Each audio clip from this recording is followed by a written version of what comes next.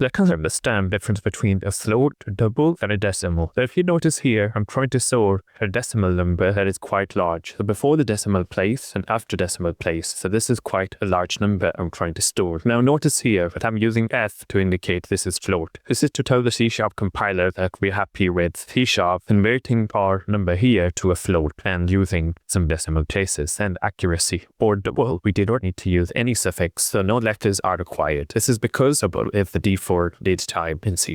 And if you look at the decimal, we are indicating that this is a decimal number by adding the letter M. So here we're just printing with F6. This basically is fixed point showing decimal places. So in this case, 6 decimal places. So here we can see the float loses accuracy here. The original number that we had here has changed. And if you pay attention, it has changed because of rounding errors. And the same issue exists with the double. You can see it can represent a number better than a float, but we still use the decimal places. And then you have the decimal. Notice how many decimal places there are and how the number looks. When we look at the output over here, you can see it's kept the number exactly as we intended originally. So this shows that the decimal data type is very accurate. And let's have a look at the Microsoft documentation on this. The float is the smallest, then it's double and it's decimal. Decimal takes up most amount of space versus a double and a float. And the accuracy here for the decimal is the largest versus double's 15 to 17 digits and then floats 6 to 9 digits. So this sort of explains why we've got the results we got over here when we had the original number over here and how that's being translated and grounded due to the data type of float, double, and decimal. So I hope this will explain to you when differences can occur between float, double, and decimal.